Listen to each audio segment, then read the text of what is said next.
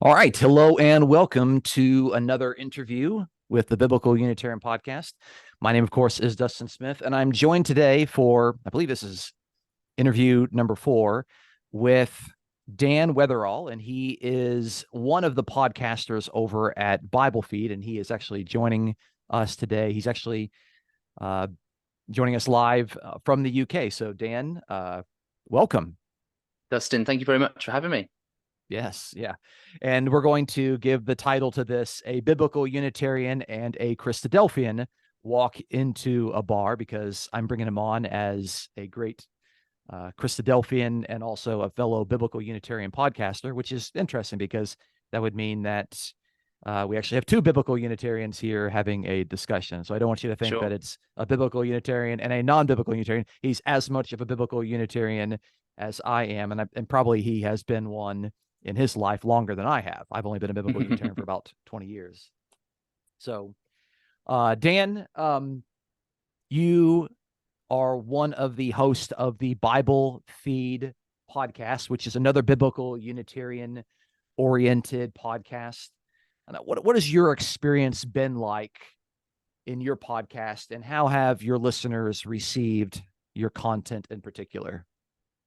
Great. Yeah. Well, so there's me and a couple of others, Paul Davenport as well, he alongside me, and a few others who run Bible Feed, and it's been really good fun actually. So we're not we don't do it weekly. We don't even manage to do it fortnightly, and right now we're on a bit of an extended summer break, which has been really nice. But we'll get back to recording soon, and it's been really good to really focus on content, to try and distill it down into sort of manageable chunks. So, and that's been really, really helpful. Really helpful to force you to take whatever sort of biblical topic you're talking about and think, well, what's the real sort of kernel of this? What have we got to say? What are all the interesting tangents and so on, which people often might think about and talk about and discuss, but actually they're not necessarily the key thing, the core of that message of the Bible in that particular topic. So that's kind of been what we've been doing in Bible Feed, really sort of stripping it down to sort of real important core things about the Bible. And yeah, along it's fun. We're not I think it's a little bit lighthearted. I don't know. I don't know whether I'd say so. Yeah, good. Yeah, okay. Yeah, I think so.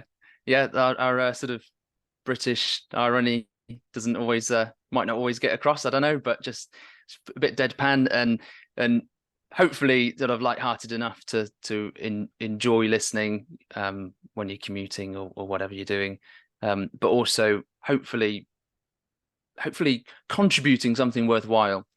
And yeah, so we do it with myself and co-hosts. We will often have conversations ourselves, but then it's been really, really great to get guests on. So we've had quite a lot of other people from the Christadelphian community on, different guests where they might have sort of special interests or special focuses in their study or their work, and sort of brought them on to talk about those sorts of things. So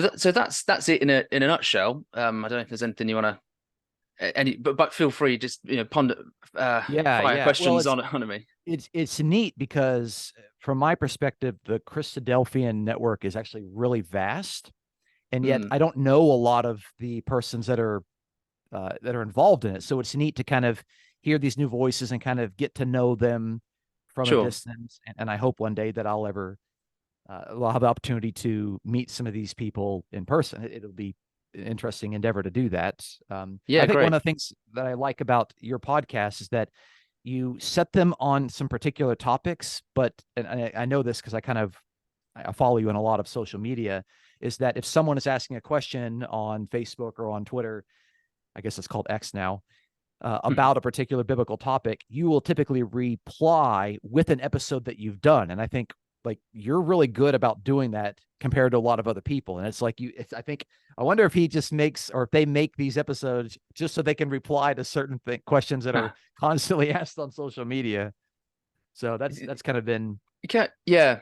I mean, in a nutshell, yeah, you found me out. That's basically it. So, yeah, I mean, the intention behind it, when I first started thinking, I want material, I want content that I can go out and sort of share with people. I want content that is, that I'm comfortable in sharing as well. This is, this is good. This is sort of modern. It's fresh. It's hopefully enjoyable to listen to, and doesn't contain inaccuracies. That hopefully, I'm sure we've come across a few, but yeah, just lots of things that we kind of need in sharing things about the Bible with other people. So yeah, and so we are, I guess, systematically just going through all sorts of different topics of things that people often are asking about, and we're there ready to just provide it if people need it. I'm always a little bit, on the social media side, always a bit nervous of just coming across of effectively just showcasing your own stuff all the time and peppering them with links. It's not always the best strategy, but I don't think I do that too much. So yeah. Well, there are a lot of people out there that are interested in learning the truth, and maybe they're in a position to where they go to a church where they're not being fed, or they don't have people that are able to give them good answers. And so I think if we're able to provide them with some spiritual meat or spiritual milk, then that's good. That kind of leads me, I think, to the next thing I want to talk to you about. I just know for me in particular, and granted, my podcast really only focuses on one topic, which is just kind of biblical Unitarian things. And so you're able to dip into so many other things. But I remember about 6 years ago when I was trying to look into see, like, can I actually fill a need here? And I was looking at the podcasting world, and I typed in the search engine Biblical Unitarian, and it came back with no results. There was just nothing on there. Like there was. So I thought, okay, well, let me make something here on this. And so I know that your podcast is going to touch on biblical Unitarian topics, because, how can you talk about the Bible without talking about God and Jesus? But I think we realized very quickly that there is a real need for biblical Unitarians to get out there in the social media world and to put our content out there, because people are out there in social media much more than they were maybe 10, 15 years ago. So,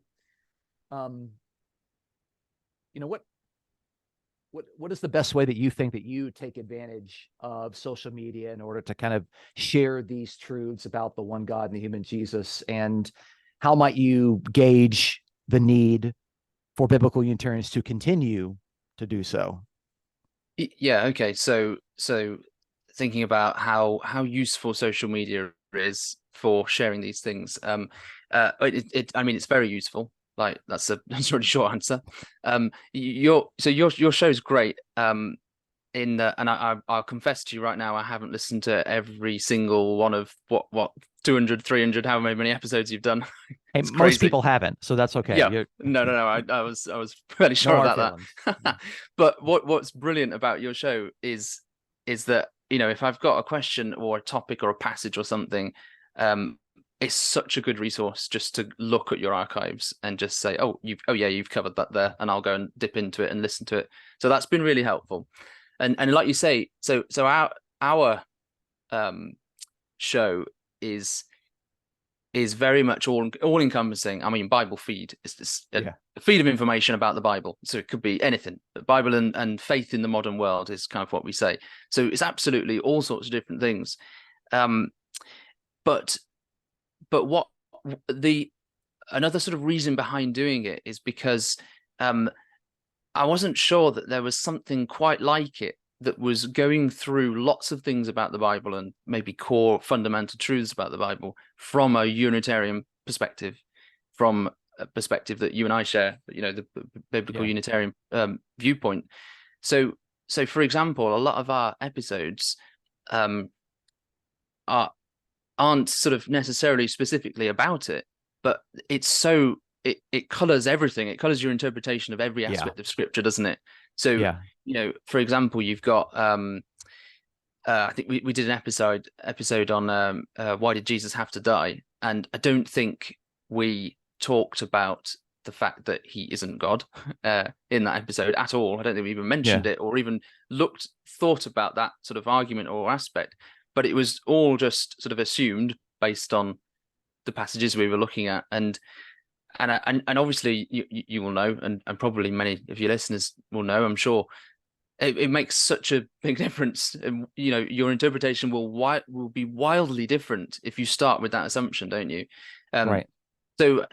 So yeah, the things that we're putting out there in a social media space are possibly filling a need in perhaps a different way from the way that your show is doing it, in that sort of very systematic, detailed core text Yeah. interpretation view. So yeah, that's hopefully been helpful and is a resource that people can use to share when they're discussing, can share on social media and so on. I mean, just more generally, I think of social media as just it's a marketplace. It's like the old agora in Yeah. the ancient time. It's just another space in the world, basically.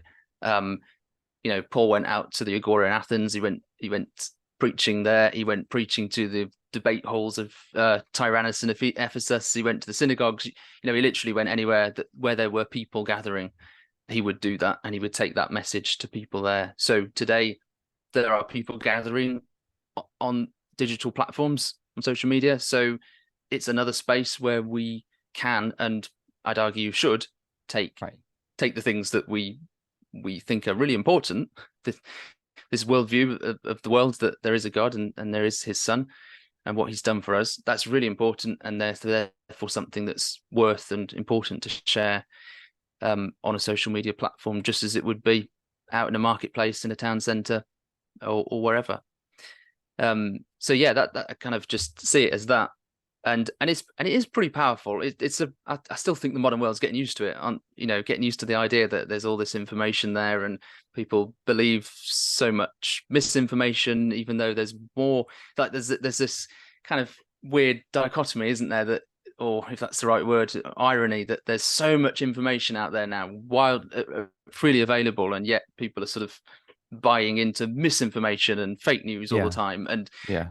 and so there's loads of pitfalls with it, and that's a whole other topic, isn't it, of social media and internet use and all that sort of thing. But at the end of the day, it's a place where we can just go and be a presence and share these things. Yeah, I take my list of followers on Twitter, and about half of them are fellow biblical Unitarians. And so I'm just kind of scrolling through my feed, not right now because we're in an interview, but when I scroll through, I see them interacting with other people. It's always on the topic of, the Trinity or the deity of Jesus and that sort of stuff. And so it's neat to see that people are willing to engage and have those conversations. And there's a pretty good chance that apart from places like social media, others might not come into contact with a biblical Unitarian. So it might be the only place that they will get to encounter these particular truths. And you never know where those conversations are going to go. I'll just, a little aside. There's a guy that I met a couple of years ago, and I always like to ask people who come to the biblical Unitarian faith, like, what is your story? Like, how did you get to this? And he told me the coolest thing. He said that he was watching some sort of debate online. Like it was an outdoor kind of street preacher that was kind of talking about Christianity, and he was having a conversation with somebody, and some random like heckler walked by and said, "The Trinity's not true." And they just kind of walked by. He was being a heckler.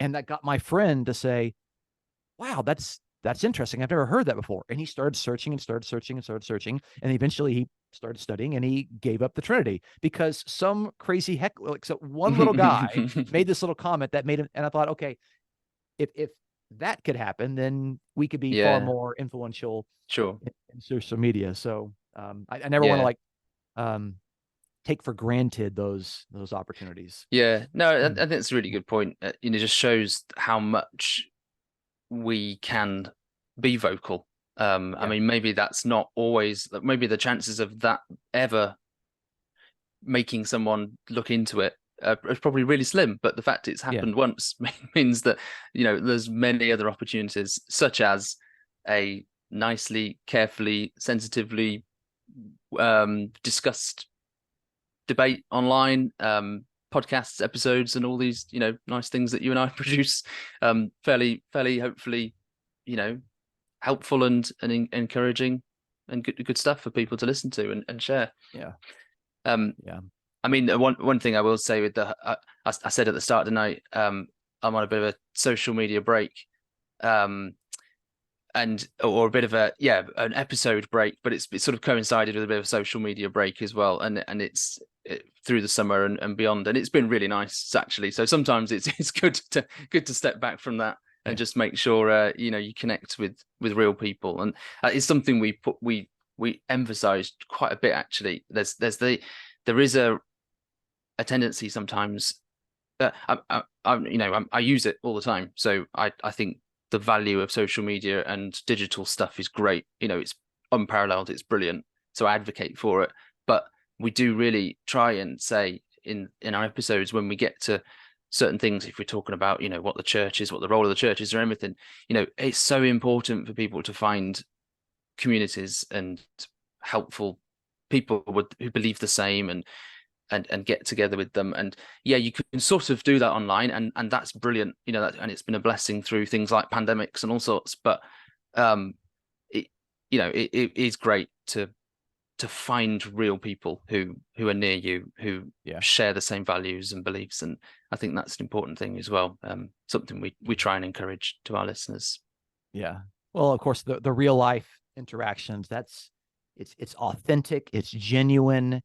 And I think that's kind of where real growth takes place. So I particularly brought you on, or invited you on, surprise, because you're a Christadelphian, and some of my listeners might have heard of a Christadelphian. Maybe they've met one or two. Maybe they are Christadelphians. Who know?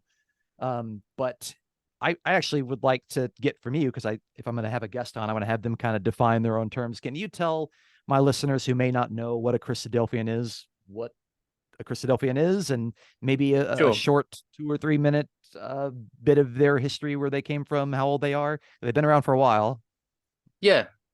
So I think, I'm no expert in sizes of churches and denominations or whatever, but I think the Christadelphian movement is one of, if not the biggest, Biblical Unitarian denomination, sort of network of churches worldwide, I think. And certainly, has been around for some time now. So it came out of the sort of restoration movements in the 1800s. There's quite a lot of people, really trying to restore the apostolic faith, weren't there? Lots of different ideas and churches and that came from that period of time. And it kind of focused, or its heritage comes from the UK and America, kind of simultaneously, with a few key individuals who were really like prominent in trying to restore the faith, and basically would travel around quite a bit, and ultimately there would be this very loose network of associated churches, effectively, that would be, having been convinced of this, and the people who'd been convinced started congregating together, and that's what it was until the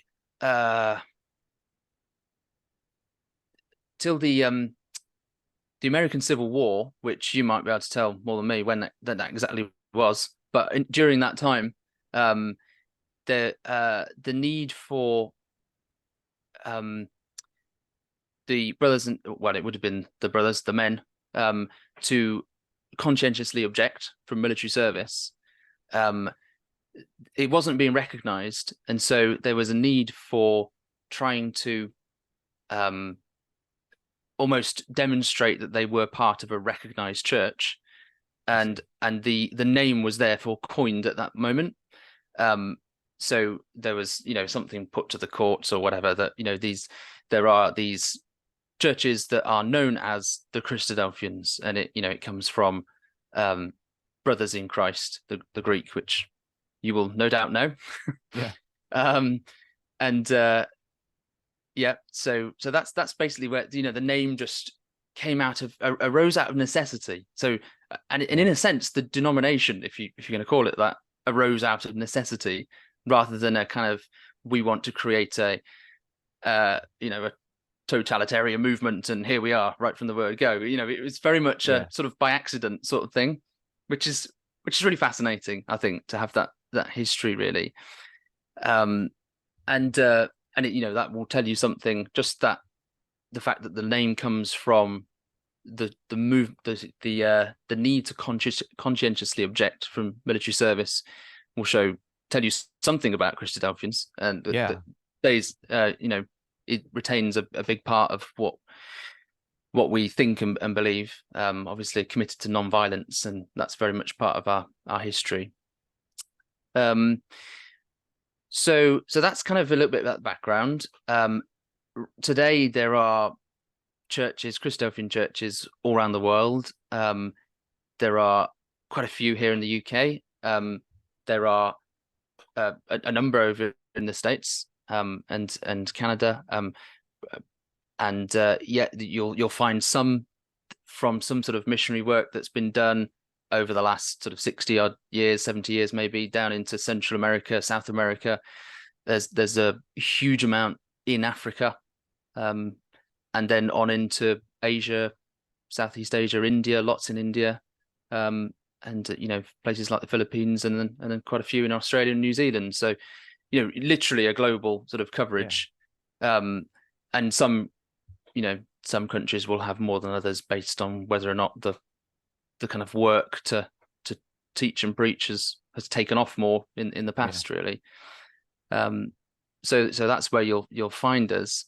If I was to sort of try and summarize what a Christadelphian would believe, just to the sort of the core basics. If you met one, you'd find someone, I think you'd find someone who took the Bible seriously, and that means all of it. So Old Testament, New Testament. So that's definitely the same across the whole sort of all Christadelphian churches.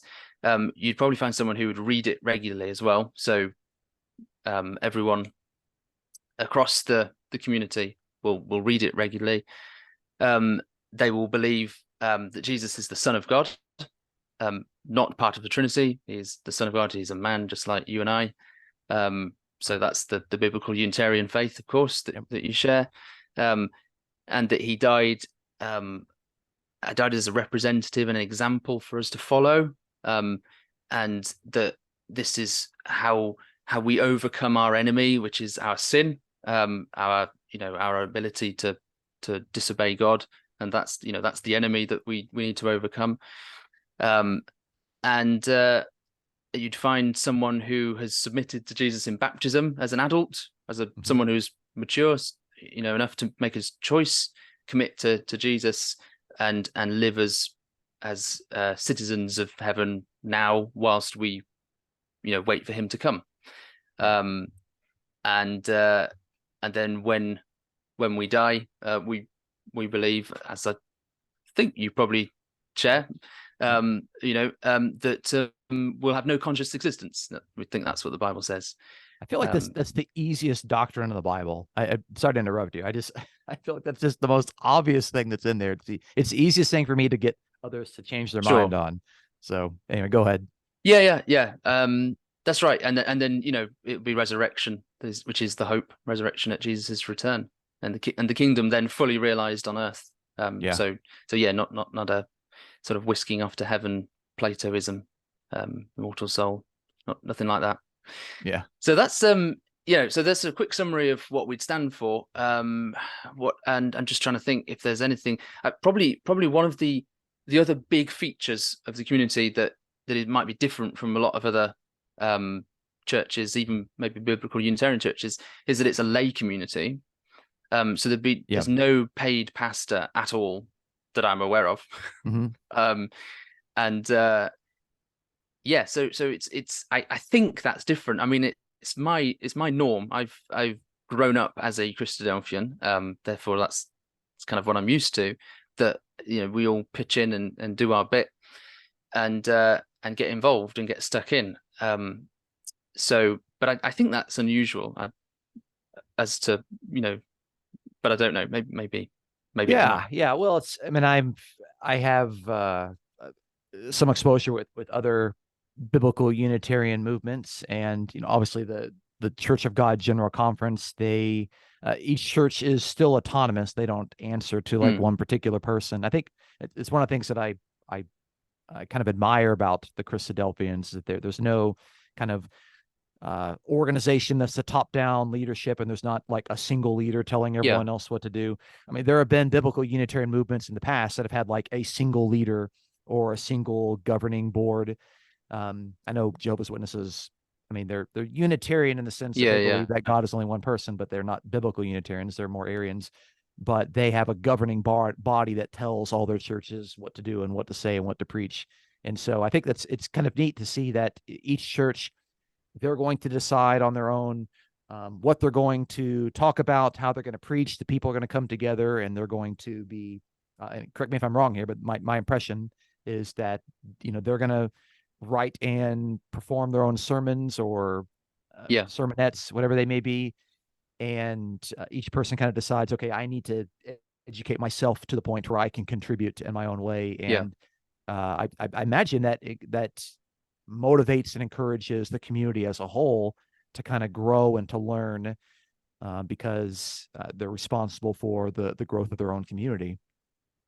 Yeah, you're right. So yeah, it's definitely, there's been a real and you can see this back in sort of the history and so the magazines, archives and books and things that have been written Mhm. by Christadelphians, that there really has been and is an emphasis on sort of personal Bible study, personal learning, and therefore personal volunteering in therefore giving, i.e. speaking or presenting Bible classes and presenting the exhortation, as it would often be called, Okay. effectively the Sunday sermon.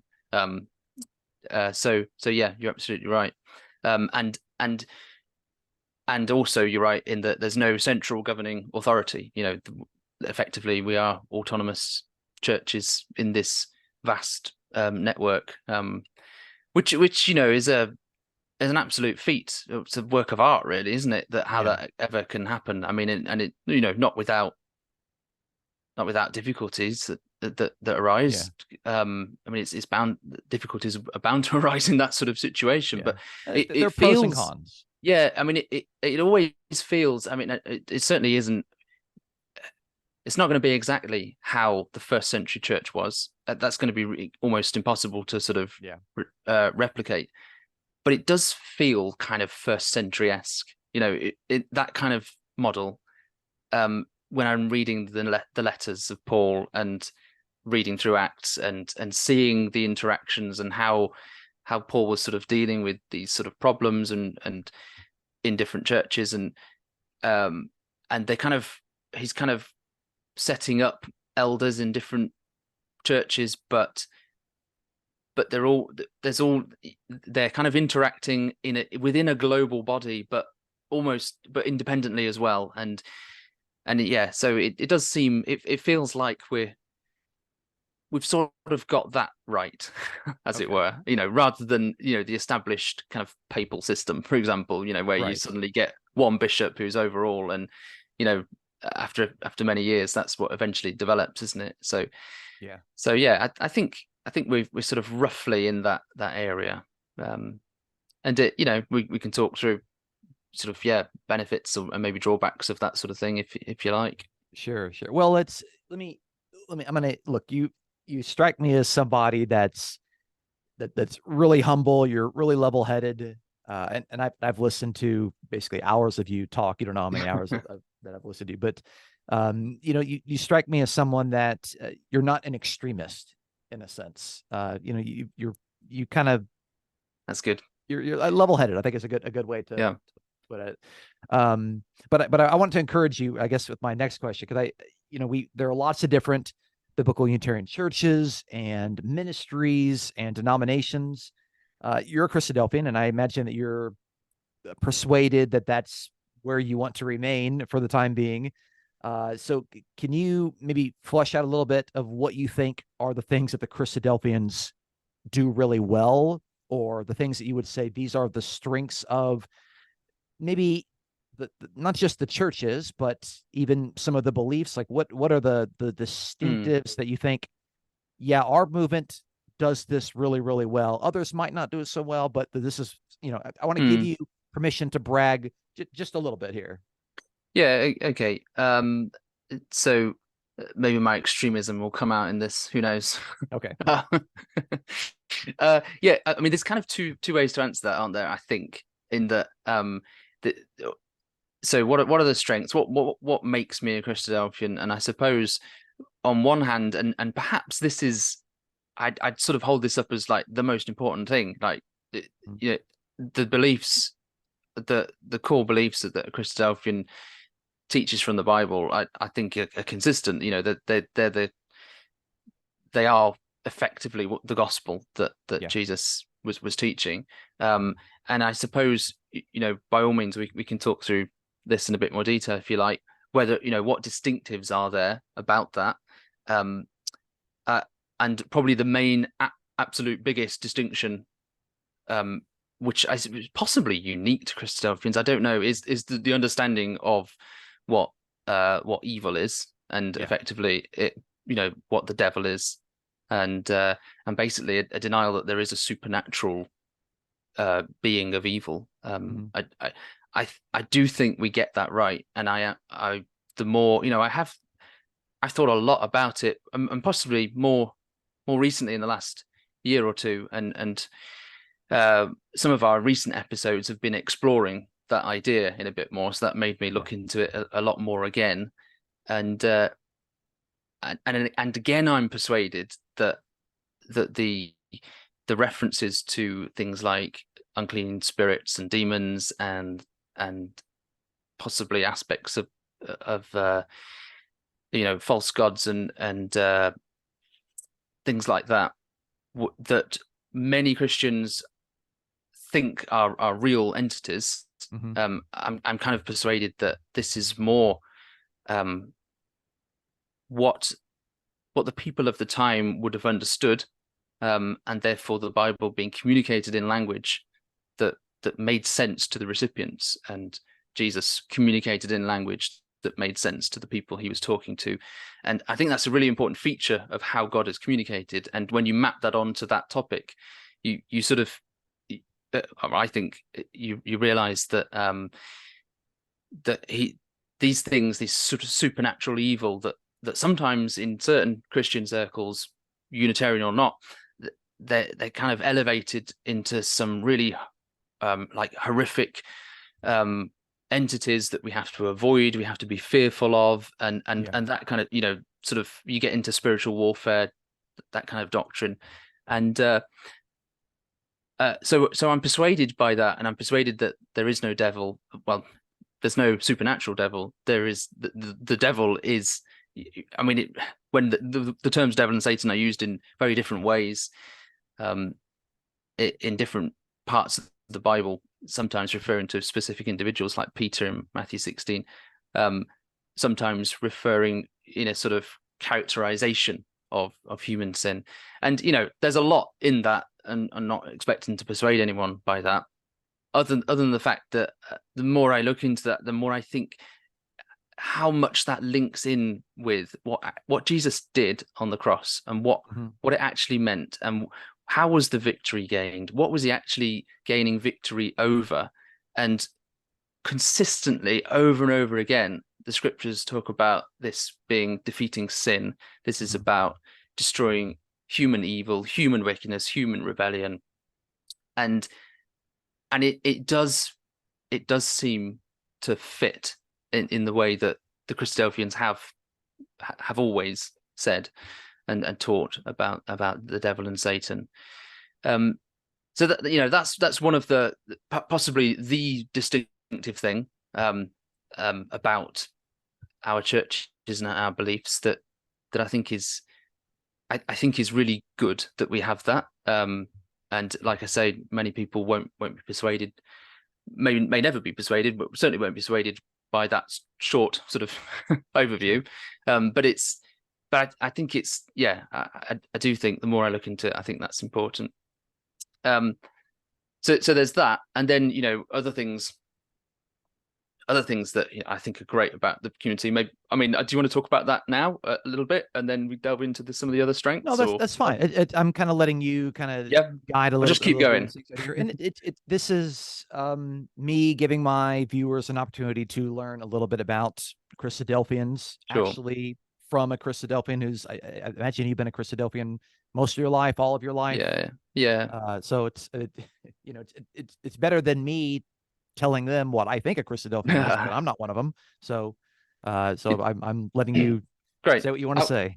I'll carry on, but by all means ask a question, because sure. Some of the assumptions that I might have about what people think or know might be wrong, and by all means ask at any point. Okay, so yeah, one reason why I am a Christadelphian and still am, and have no reason to not be, would be the doctrines, the teaching, which I think is fundamentally correct. The other reason, then, I suppose, what would do right as a community, as a network of churches, that's the other thing as well. So the other thing that I really value is the fact that we are a lay community. I think it's generated a really helpful spirit of sort of individual personal Bible study. That's really emphasized in a big way. It's really good and nurtured people to do that, rather than just turning up to church and listening to a pastor. I see. And that's it. Okay. There is an emphasis on Bible reading. I mean, there's it's not so much followed by everyone these days, including myself, but there used to be, and there still is, a Bible reading plan that every Christadelphian would often be sitting down every evening and reading those specific readings. And whether or not that particular plan is followed, you'll find us all having some interaction and connection with the Bible, whether that's sitting and reading from it, or listening to it, or listening to other things. And it's generated things like there are so many, say, Bible study days, Bible schools that are arranged around the world, just holidays where we all get together, a load of us, and just have a lot of fellowship time, social time, but also a lot of delving into scripture, which is really, really great. That's come from the fact that we're this sort of lay community, I think. Also, what's great, and I think you touched on this a little bit, that there's all these opportunities then to speak or to share your studies, and maybe write into a magazine and things like that. So, for example, I do speak at my own church in Ashby in the Midlands of the UK. Recently led a youth group weekend. We did some classes on God's covenants with a fantastic group of young people, which is great. I do teaching along with other people to lead a class with asylum seekers to try to sort of walk them through the scriptures. And then just sort of thinking what's coming up, I'm doing a Bible class in a week's time in a church in Birmingham. Just so it's another church I'm not a member of, but there's this kind of this sharing of many of us who do this.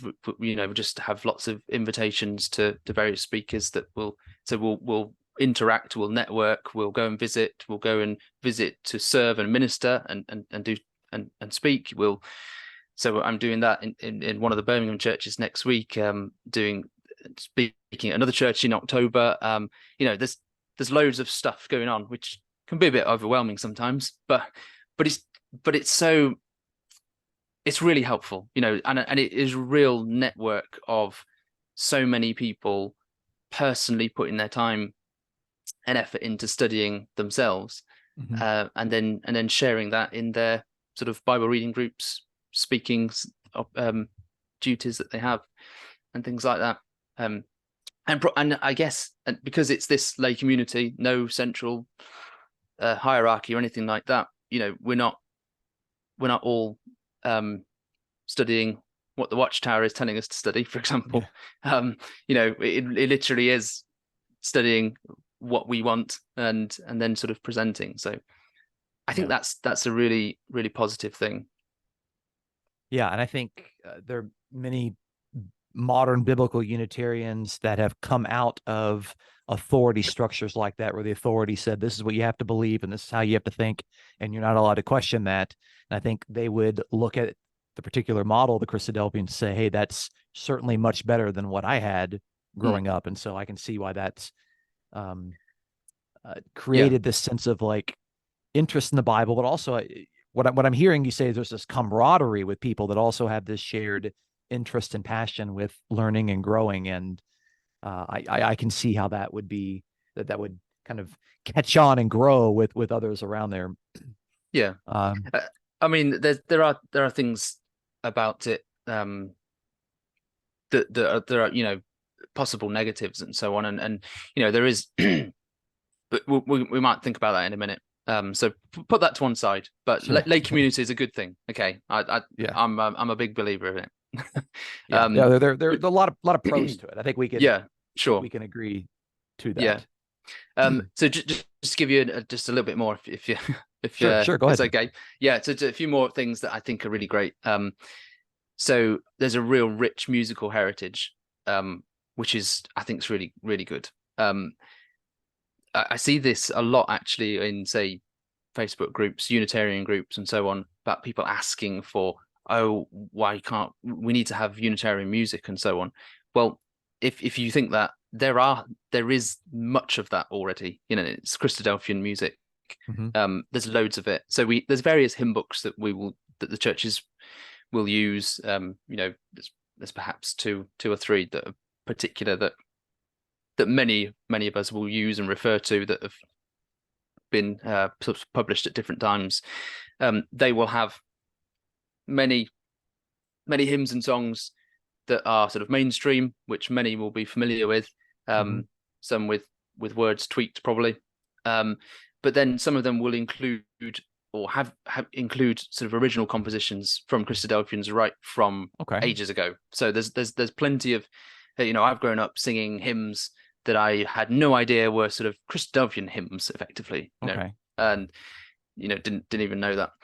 But on top of that, in sort of recent times, from I don't know this, from the 2000s onwards, there's been a real sort of surge of Christadelphian musicians putting out their own sort of worship music on Amazon, Spotify, or whatever, which is like great. Solo work. Yeah, solo or groups as well.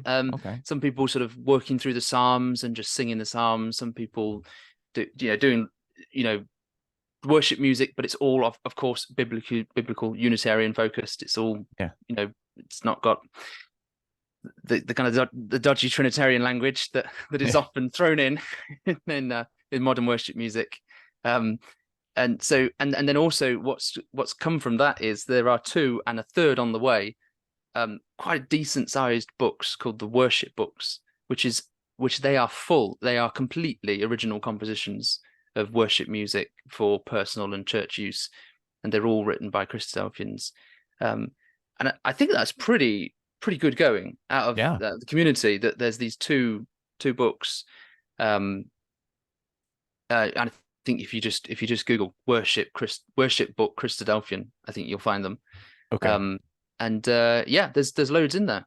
And I think on the website there's loads of links to where you can probably listen to many of them. So yeah, if any of your listeners are one of those people that say bemoaning the lack of biblical Unitarian music, there is plenty out there, which is pretty wonderful.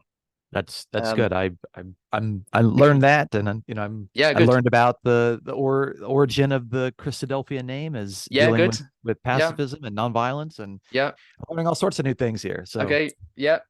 So other things, okay, that's new. So we talked a little bit about the fact, all other things that are good. Sorry.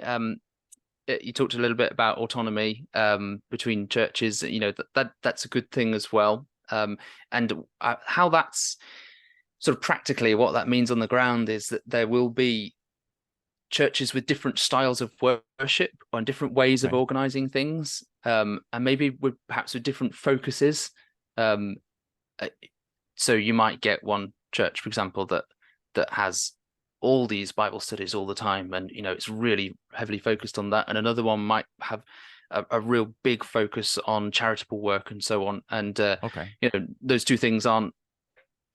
I mean, it'd be great if they could sort of be the same, and there'll be many yeah, many of our churches that will do the same, do both of those things together. But just different flavors, different styles of music, etc.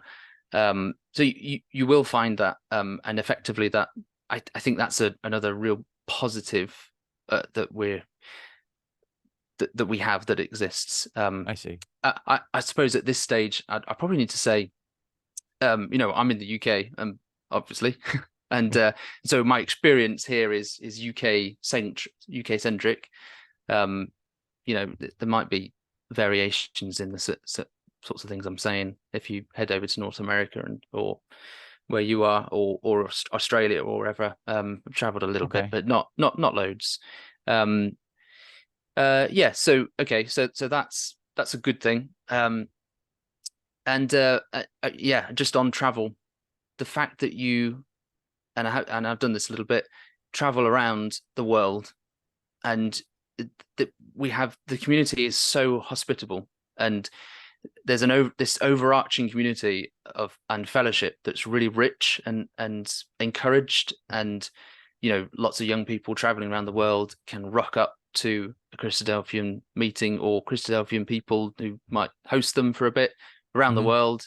Um, and it's kind of just seen as a done thing, and we perhaps take it for granted, but yeah, it's such a benefit to have that kind of warm reception.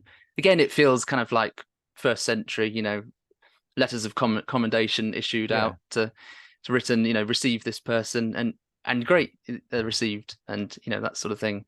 So that kind of overarching fellowship, even though we're kind of autonomous, but there's this overarching network, which is really wonderful. And then that enables things like big charitable organizations to function, hmm and things like care home organizations. So in the UK, we've got several care homes that for elderly people okay, that are sort of run by Christadelphian charities, and they're really wonderful focal points for a community, and many, great people, a place for people to kind of end their lives there, and have 5 years or 10 years or however long in that yeah, environment with people who share their faith, and many of the people working there, all the visitors are Christadelphians as well, and that's really sort of a positive thing. Again, something many of us probably just take for granted. So yeah. It sounds yeah, like this.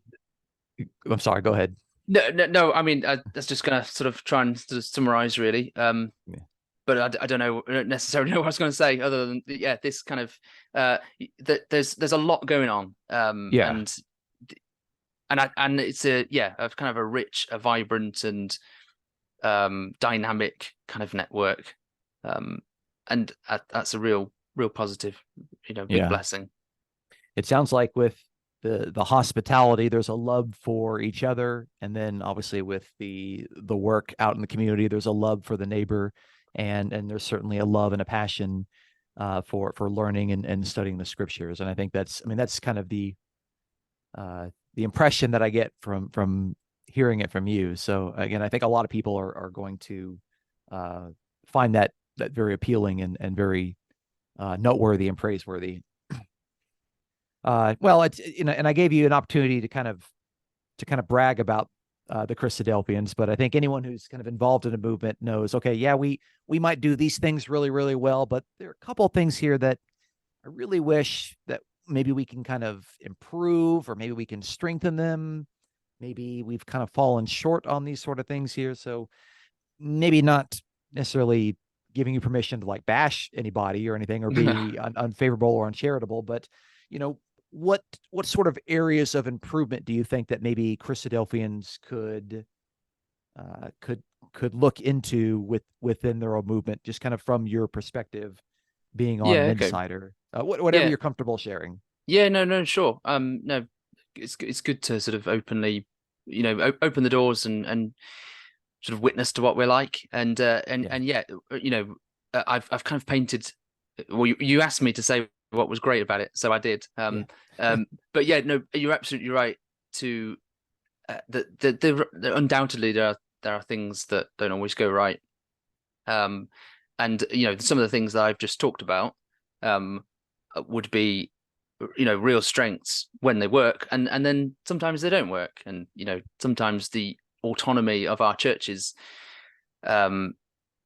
will result in problems, because you'll get some churches thinking and wanting to do things that others will not agree with, and therefore there's an inherent tension there, isn't there? So Okay. and that's probably where that lay structure, without an overarching authority, can really result in some difficulties.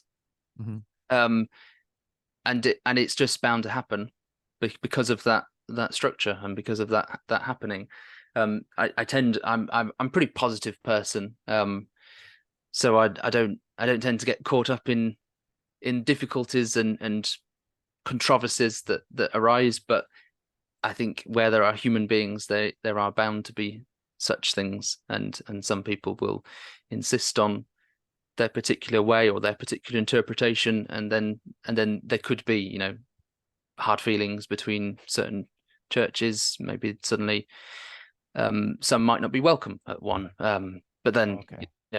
after 5 years, 10 years, it was blown over and whatever. And there are and historically, and there have been, I kind of forget about this. It's just funny. Historically, it's not that funny, I suppose. There've been proper full scale divisions and or schisms. It's such that I don't know how much you've heard or read about Christadelphians, that you might find, for example, there are the Dawn Christadelphians, who at a historical moment in time, so 1920 something or other, there was some kind of controversy that made them think they can no longer remain, in fellowship, however you sort of understand that biblical term. Okay. And therefore these churches are now at one sort of movement, almost like a splinter group. And you see that going on, don't you, in bigger American Orthodox denominations, and big splinter groups happening and so on. And that's happened in our history as well. I think right now we're the most unified we ever have been, which is really encouraging. Mm-hmm. But yeah, there's definitely been in some history. And I said I really shouldn't forget that, because actually my background is from one of those little splinter groups, actually. So that's where I where I sort of grew up and sort of found faith and so on. But I'm not part of that now. I'm part of the wider body, which is encouraging. So you're on the right team. Well, so yeah, I mean, it's I'm teasing. Yeah, I know. Yeah, I mean, but maybe this is one thing we could do better. But I think one thing Christians, full stop, could do better. Is this view of is the church a club, or is it actually we're part of the body of Christ, and therefore whenever we come across people who believe the same, who believe that truth, we then should receive them. Receive ye one another, to quote the King James version of Romans. You do that when people are with you, when people are walking in the light. We have fellowship one with another. That's 1 John. So when people are whatever hat they're wearing, whatever type of Christadelphian they are, if they're there and they believe that the same, you ought to then receive them and welcome them. I see. Even if they're a church or people, individuals who don't have that name, but they believe the same as you, and they're walking in the light, then you receive them, and so on. So, it's the mindset of, have we created a club that we've got to kick people in and out of or not? That's something that I think many Christian movements have perhaps fallen short on. Yeah. That. Lay community is great. All those positives I've said, but inevitably there will be difficulties. But you don't have to get bogged down in them. I mean, Paul had so many difficulties in his time as apostle. That's why we've got many of the New Testament letters. And he kept going, and so we just keep going regardless, and dwell on all those positives. One other thing that it can produce, perhaps a very specific thing, is that there's sometimes a mistrust of academia or mistrust of scholarship, because we don't have seminaries, or people generally don't go to study theology. I mean, some people do, but not many. It's and we all pitch in, whether we're whatever profession we are, and we'll teach the Bible, whatever day job we have.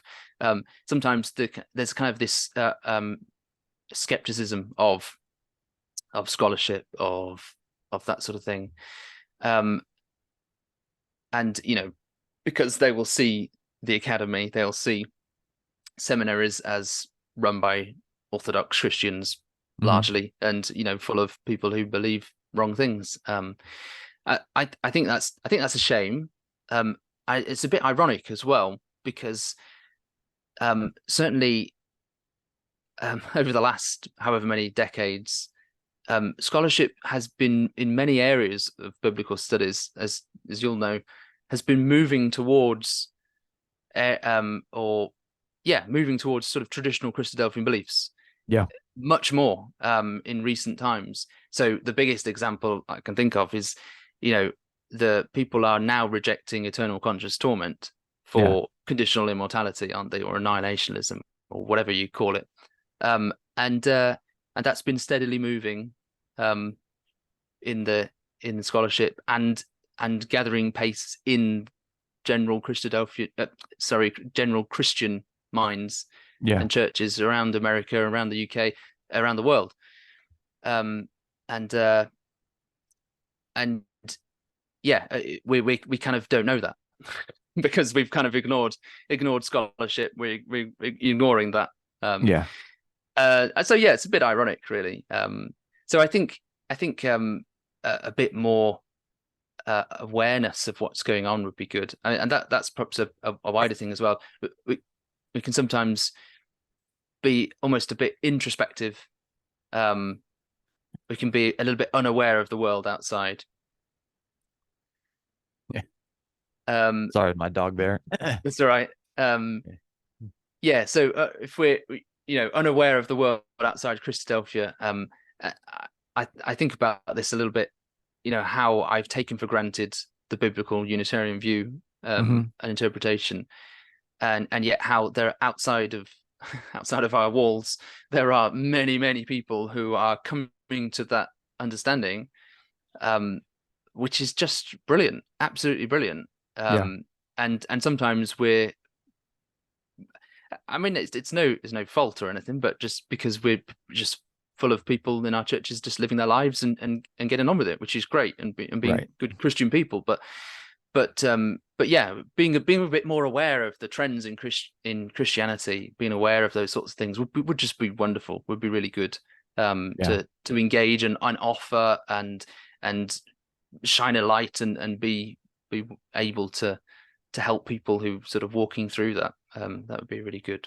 Yeah. Well, and I can understand this skepticism of academia, because we just, through this whole pandemic, we've all been told to kind of trust the experts, and if you didn't trust them, then you were kind of marginalized in society, and then come to find out that the experts were not telling us the truth, and they were pushing off to the side anyone that disagreed with them.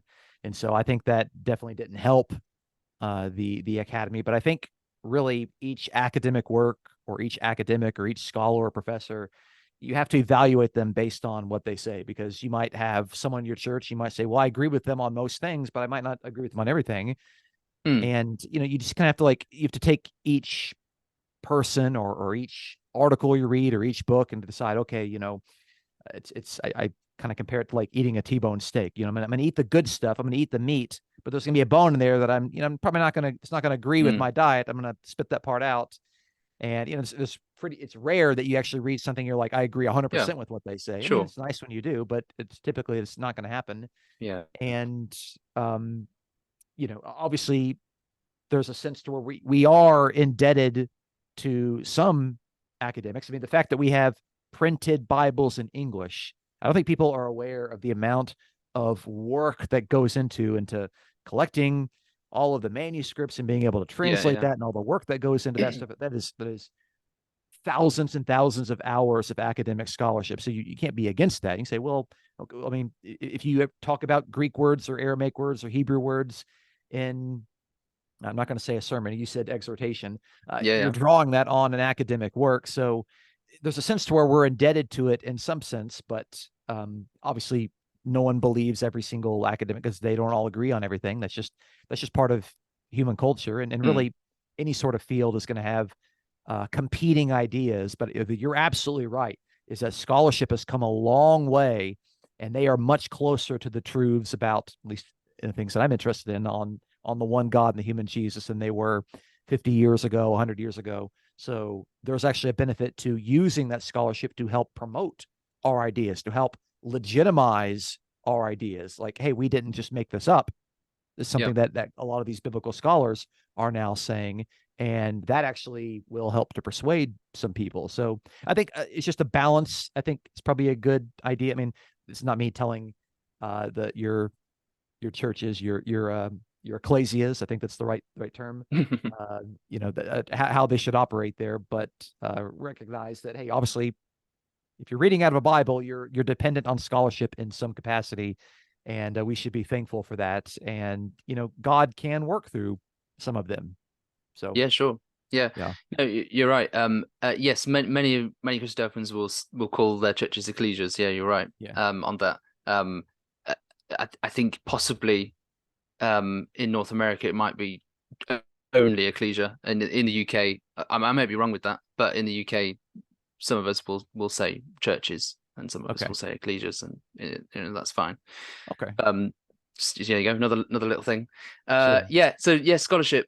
I just think sometimes because we've all got day jobs and we just do what we can, but we're perhaps unaware, don't have time to learn. So on our podcast, we're forever riding that line and saying, look, hey, we're normal people.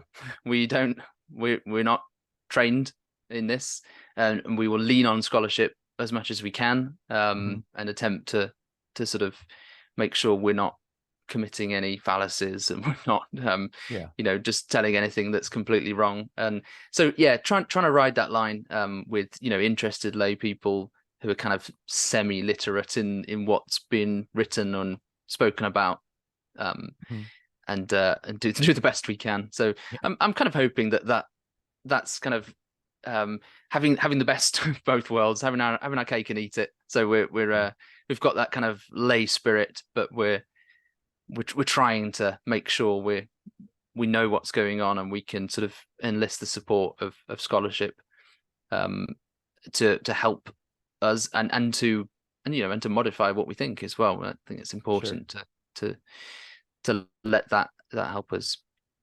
Yeah.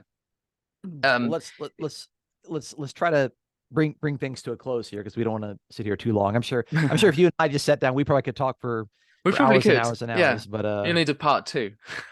maybe so. Maybe we could definitely do that. It's always interesting to see the comments after an interview. These are the questions that everyone else wanted me to ask that I didn't ask. Yeah. So You should also make sure you should get another Christadelphian on as well, because you might get okay, completely different answers as well. okay, So, okay, yeah, they're don't listen to him. okay. Well, Who knows? I don't know anyone who has like a negative opinion of you. Like everyone has nice things to say about you. That's very kind. You probably know two That's people. okay. Well, let's. uh, so just maybe the last thing that I want to say, what sort of encouragement, maybe kind of pastoral encouragement, would you give to people that have studied their way into biblical truths as they know them, and there's a sense of a kind of a peace and accomplishment, like, yes, I've finally found something that makes sense, but also the need that, hey, we still need to learn, we still need to grow, we still need to maybe listen to a little bit of scholarship. How do we find that right balance, or ride that line between having peace with the truth that we have, but also an openness, maybe a humility is a better word, in order to continue to be open-minded and to grow, if there's an area that maybe we have a blind spot? Yeah, it's a really good question, and I think possibly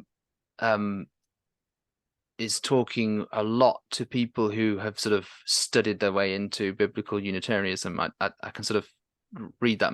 That's not necessarily the only thing you're talking about, but yeah, there's many people who have sort of found that truth, discovered it, haven't they? So, but from my perspective, just with that in mind, knowing there are many people out there who have done that, and I haven't done that because I've effectively, had that taught me, and I've owned it. I've then discovered it. I've not just sort of accepted it on a plate. So I have owned it, and it's become my faith. But I haven't had that experience, so therefore I'm not necessarily fully qualified to talk through that. But I'll have a think, and maybe try. One thing I do know is that the more I've learned, the more I know, the more I study, the more I realize I don't know. And I think it's a bit of a cliche, but I think it is. I think it's real. Like, I think you get to a point where you realize that there is so much about God, there is so much about the scriptures that I just don't know, or it gives you that sort of humility. I think that perspective, tempers your kind of dogmatism with a bit of humility, and I think that's really important.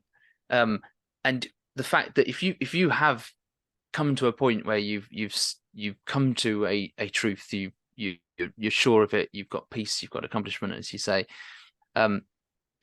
effectively you've changed your belief, haven't you? You've possibly radically changed your belief with something based on the evidence that you've got in front of you. And I mean, just looking at that on paper, you should therefore have humility enough and be humble enough to realize that could happen again. If the evidence presented before you it changes that, or indeed in another area, it will change something else. So I think going through that experience probably ought to give you that peace, yes, but give you that sense of I'm evidence driven. That's what we want to be, driven by the data, driven by the text. Let's understand the text, and let's take it where it's leading us. So I think that's really important. And just continually have that perspective. One thing I will say though, is that there's on the other hand, is it Ephesians chapter 4? Is it, I think, being carried around by every wind of doctrine? Is it chapter 4? I think so. About those people, we should be growing into a body, growing in love, and not carried about with every wind of doctrine. There is a sense there, isn't there? I think about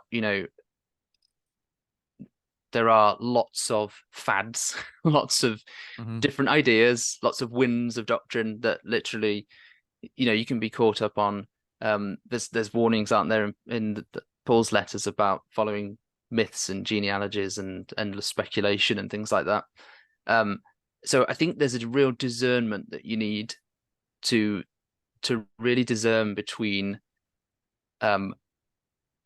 something that you should be pursuing and then things that really are these kind of winds of doctrine that just done nothing. And there's probably a temptation that if you've overturned your belief, so yeah, okay, you've realized the Trinity isn't scriptural, you've realized that Jesus is God's son, he's not God the Son, and you've dealt with that. So the natural question could be, well, okay, what else is wrong? And then you go after everything else. And yeah, there's going to be other things that say an strictly Orthodox church will have taught you that probably also needs overturning, like a fiery, eternal, conscious torment in hell. I don't think you find that in the Bible either. So yeah, that's something else to overturn. But what about the virgin birth? Okay, what about Paul? Maybe Paul was actually someone who we shouldn't listen to at all. And there's loads of things out there, aren't there? We talked about the internet and lots of information and misinformation and questions and all sorts. You're not advocating for those two things, just to clarify. I'm not. So yeah, to clarify. Yeah. Okay. So to clarify, someone in the comments to be like, Dan doesn't believe in the virgin birth. Dan doesn't follow Paul. So let me just save you the good. You've got that in quick. Yeah. Okay. No. Thank you. No. So I don't advocate following those things. And the reason. So how do you discern? Okay. And I think it's really important thing to sort of grow that kind of discernment.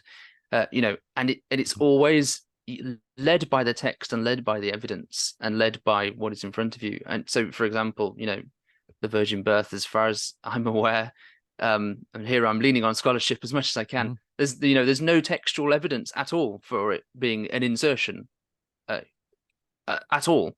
Manuscript evidence. I think I'm right in saying that. That's absolutely correct. Yeah, and things like is it the end of Matthew 28, the baptism formula, the Father, Son, and Holy Spirit. Again, I don't think there's any manuscript evidence to say that's an insertion, and I think that's correct, right. Yeah. Agree. Yeah. Good. I'm looking on you. Good. So we have to, rather than just play into the skepticism that we've kind of developed because we've realized the Trinity is wrong, or we've realized all these other things. You've got to be skeptical with your own skepticism and make sure that you're not just chasing after all the other things that lots of other people are saying. Yeah. And let the text guide you, and let the text, the word is there. And yeah, we look at it and we study it and we interpret it, but there's, there are interpretations that are valid.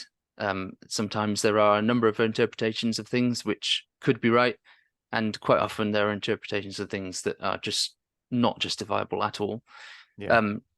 So yeah, be humble enough not to chase every sensational interpretation that is on offer. I think that's important. And sometimes, yeah, like we say, the evidence is going to be just boring. It's not exciting to find that there's the virgin birth isn't a secret insertion into the text. Not everything has to be sensational. Like, you don't exactly. It doesn't have to be that way. We're sort of given sensational stuff all the time, aren't we, on media and news and everything? And we need to take that away from biblical studies and just have a measured and slow and methodical and humble approach to studying. And I think that will be helpful. Hopefully that's of help anyway.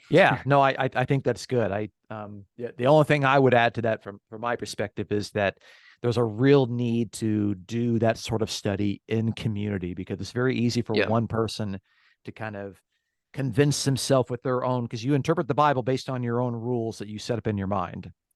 And, sometimes you might be overlooking something, you might be misreading something. Sometimes you might have a definition that you picked up from somebody that might be faulty. And I think doing that sort of humble Bible study in a community where there's some checks and balances, I think there's a benefit to that. So that would be my encouragement Yeah. for that. I do think that the churches were meant to live the Christian life, not as a bunch of individuals coming to the church, but as a collective body of believers. And Paul's writing to people, you can't see this, but in the Greek, it's usually second person plural, you, not Yeah.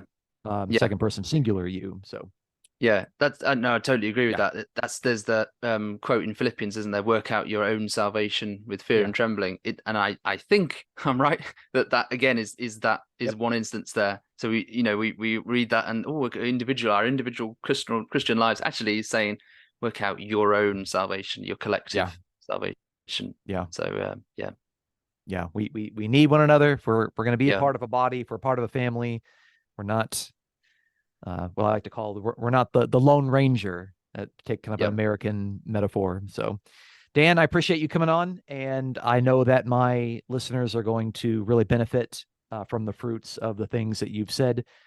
We might have to do this again sometime because I feel like there's a lot of other things we kind of left on the table, and we could have elaborated on a lot of those things. And I just kind of gave you a lot of free reign to answer things, and I think that's been really good. And I learned a lot of neat things too. I learned a lot of Great. things I didn't know. So I appreciate you and your humble, level-headed spirit. Of course, if you subscribe to my work, you also should subscribe to Bible Feed because they do great work, and they're from the UK, so they have a much nicer accent than I do. They're going to be much more interesting to listen to. So this is Dan Weatherall from the Bible Feed. And of course, I'm Dustin Smith, and we appreciate you watching. Thank you so much, and have a good day. We'll see you in the next episode. Thanks, Dustin.